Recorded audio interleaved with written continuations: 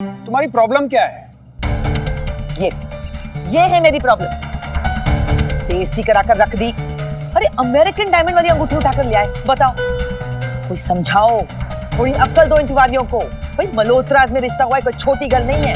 इतना बड़ा लॉयर है मेरा पुत्र, शहर की सबसे बड़ी लॉ फर्म संभालता है। ये अंगूठी पहनेगा ये तो रब दा शुक्र है कि मेरे और वैंडी के फ्रेंड्स इस फंक्शन पर नहीं आए, वरना किसी को मुंह दिखाने लायक नहीं रहना था हमने। मम्मा क्यों बात बढ़ा रहे हो आप? बस इसीलिए मैं हमेशा से यही कह रही आ रही हूँ कि रिश्ता हमेशा बराबरी वालों में ही होता है। तिलक भी ये हाल करा है इन्होंने, रब जाने ब्याह में क्या गुल खिलाएंगे। मम्मी, आपको नहीं लगता कि आप बेकार में टेंशन ले रहे हो? पुत्र तू नहीं जानता, दुनिया की नजर खुद पर कम, दूसरों पर हमेशा ज्यादा होती है। और मुंह पर तो किसी ने कुछ कहना है नहीं, लेकिन पीठ पीछे एक एक बंदे ने मजाक उड़ा के रख देना है, हजार बातें करनी है। सबने यही कहना है कि वैसे तो कामिनी बड़ी स्टाइलिश बनती है, लेकिन रिश्ता करा है मिडिल क्लास का।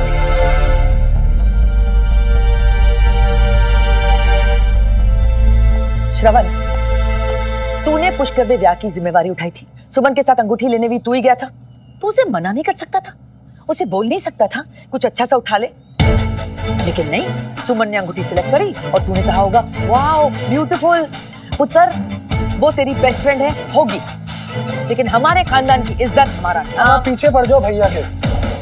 क्या करते वो, क्या कहते सुमो को कि नहीं भाई हमें तो ना महंगी वाली रिंग चाहिए। आप भी ना मम्मा। और चुप कर जा, जिन बातों की अकल ना हो बीच में नहीं बोला करते। अब जो हुआ सो हो गया। अगला फंक्शन संगीत है, उसमें वैंडी के मेरे सब फ्रेंड्स होंगे, हमारे खानदान के लोग होंगे, सारे रिश्तेदार होंगे। इन तिवारियों की हर एक अरेंजमेंट अब मैंने खुद देखनी। बेकार में किसी पे भरोसा नहीं करना मैंने। ओए नाक कटा के रख दी हमारी। बताओ आप। बस जी, बस बंद करो आप। कब से कह रहा हूं बहुत हो गया, समझ में नहीं आ रहा तुमको।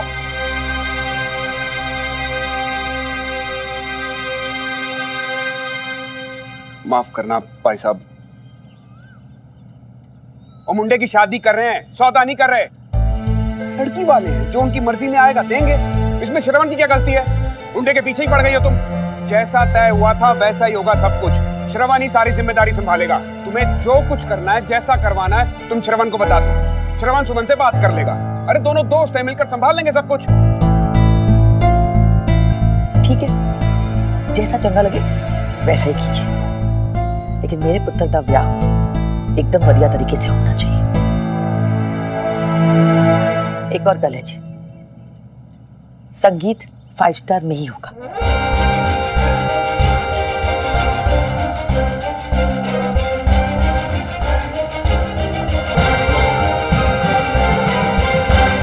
संगीत बिल्कुल वैसी होगा चाची, जैसा आप चाहते हो। हाँ जी सेठी साहब, देखिए मैंने पिक्चर्स देखी हैं आपके हॉल की, लेकिन हॉल काफ़ी छोटा लग रहा है। मैं जानती हूँ बजट कम है, लेकिन इतना कम नहीं है कि हम ऐसा हॉल लें। Thank you so much. चलो कल सारे टाइम से आना, ठीक है? ओए सुमो, वो क्या हो गया? तेरा मूड खराब सा लग रहा है। अरे यार, वो संगीत के लिए हॉल बुक करना है, और जो भी अच्छे हॉल है ना वो बजट के बाहर है। अच्छा सुनो, तुम सब लोग घर के हो, इसलिए सिर्फ एक बार इनवाइट करियो, लेकिन सबने हर फंक्शन में आना है। हाँ एले, तू नहीं भी इनवाइट करती ना तो भी हम सारों ने पक्का आना था।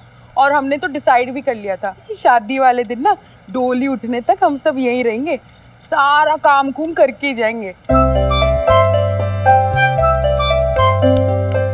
ओहो, क्या हुआ? ये तो मैं तेरे को देना भूल ही गई। एक मिनट, ये लो, ये मिस्टर प्रधान के ऑफिस गई थी ना, तो तेरा एडवांस चेक मांगा था, जो वही है।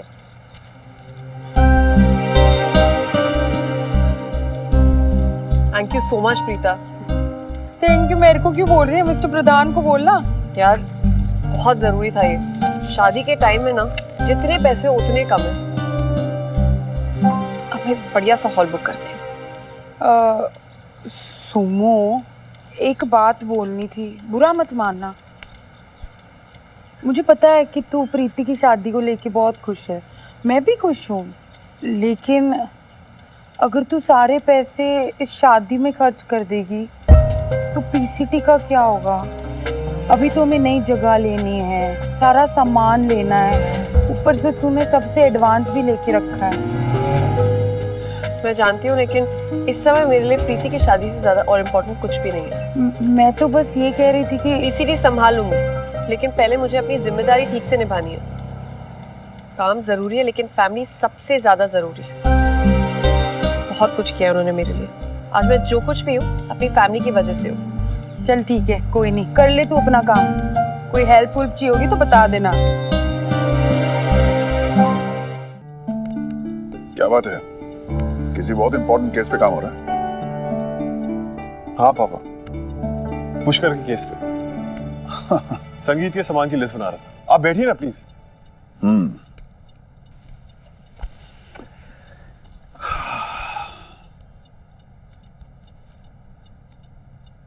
अभी शाम को कामिनी ने जो कुछ भी कहा, तुम्हें बुरा लगा होगा। नहीं पापा, मुझे तो ये बुरा लगा कि मेरी वजह से लाला जी ने चाची को डांट दिया।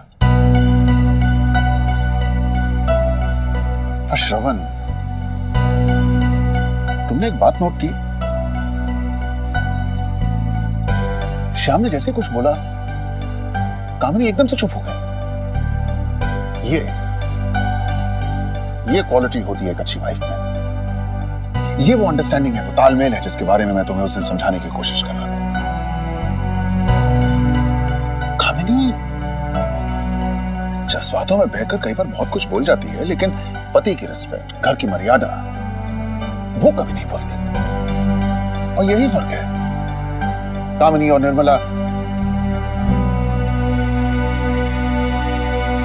या फिर निर्मला जैसी दूसरी औरतों में।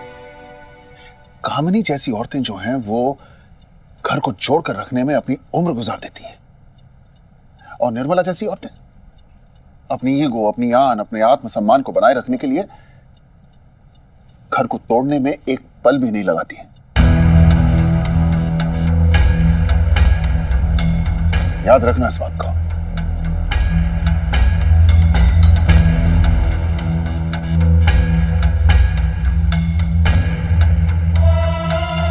पैसे लेने की बात कर रहे हो, हमारी भी कोई सेल्फ रिस्पेक्ट है।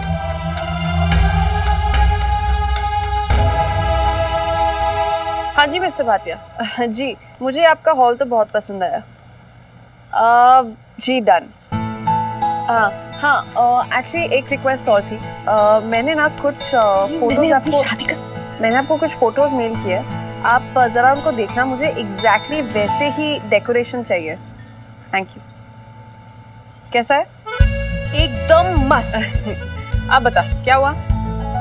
दी, मैंने अपनी शादी का लहंगा खरीद लिया है। क्या बात कर रही है? हाँ, और वो इतना सुंदर है कि क्या बताऊं। तो दिखा ना, कल दिखाऊंगी। अभी मैंने उसको ऑल्टरेशन के लिए भेज दिया है। अच्छा दी, आप ना मुझे अपनी सॉन्ग्स की लिस्ट दे दो। सॉन्ग्स? आपने अभी तक अपनी सॉन्ग्स की लिस्ट ही नहीं बनाई। आपको पता है, मेरे जो कानपुर वाले कजिन्स है ना, उन्होंने अपनी लिस्ट बना के मुझे भेज भी दी। पर कौन से सॉन्ग्स? वही सॉन्ग्स जिस पे वो लोग सब डांस करेंगे। अब आप भी मुझे अपनी लिस्ट बना के दे दो। अब प्रीति, मैं कहाँ डांस करूँगी? तुझे पता है मैं कितनी बिजी हूँ, कितने सारे काम हैं यार मुझे। कम ऑन यार दी, यही तो मौका है। ऐसे फंक्शंस में ही तो अच्छे अच्छे लड़के टकराते हैं। और मैं ना सच में चाहती हूँ, दिल से चाहती हूँ कि आपको ना बहुत ही अच्छा, बहुत ही रोमांटिक सा बंदा मिल जाए, क्योंकि मेरे जाने के बाद तो आप बोर हो जाओगे, है ना? अरे एक मिनट। हाँ रिया बोल। अरे रुक रुक रुक, एक मिनट। दी, सॉन्ग्स की लिस्ट वेटिंग, ओके? हाँ बोल, तू आ रही है ना मेरी शादी पे?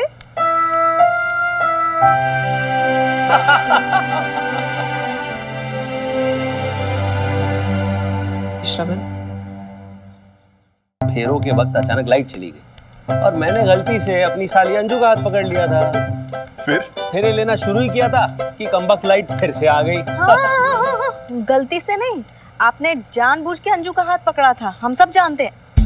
अरे आप मुंह क्या बना रहे हैं? वही सोच रहा हूँ कि 15 मिनट और लाइट नहीं आती तो कुछ नहीं, मजाक कर रहा था। बस यही यादें याद रह जाती हैं शादी ब्याह के, जिन्हें इंसान जिंदगी भर नहीं भूल सकता। सही कहा आपने नाना जी, शादी की यादें अच्छी हो या बुरी,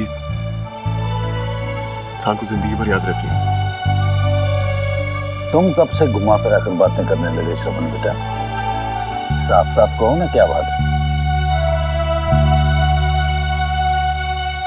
नाना जी, वो कामी चाची के बहुत से रिलेटिव्स, बहुत सारे दोस्त आने वाले संगीत पे, तो वो थोड़ा को लग रहा है कि मेरा मतलब वो थोड़ी कंसर्न्ड है अरेंजमेंट्स के बारे में। और मैं जानता हूँ कि आप अपनी तरफ से सब कुछ बहुत अच्छा करेंगे, लेकिन फिर भी मैं चाहता हूँ कि संगीत पे सब कुछ चाची की पसंद का ही हो। अगर आप लोग बुरा ना माने तो अगर मैं कोई भी हेल्प कर सकता हूँ तो। नहीं बेटा, तूने बोल दिया, समझो हमें मदद मिल गई तुम्हारी। और कामनी जी की परेशानी मैं समझ सकता हूँ भाई, आखिर वो लड़के की माँ हैं। तो क्या मैं वो जगह देख सकता हूँ जहाँ संगीत का प्रोग्राम? मामा जी, मैंने रीगल पैलेस बुक किया है। Regal Palace? जी। अरे वाह, वो तो बहुत अच्छी जगह है। तुमने वो जगह देखी बेटा? नानू, नेट पे फोटोज देखी है, बस अभी वहीं जा रही हूँ। तुम एक काम करो, श्रवण को भी साथ ले लो और वो जगह दिखा लाओ, तुम्हारी भी तसल्ली हो जाएगी और इसकी भी। नाना जी, अगर आपको वो जगह पसंद है तो। नानू, आप ठीक कह रहे हैं, तुम चलो साथ में और देख लो। वैसे भी हम तो यही चाहते हैं कि हर चीज लड़के वालों की पसंद की हो।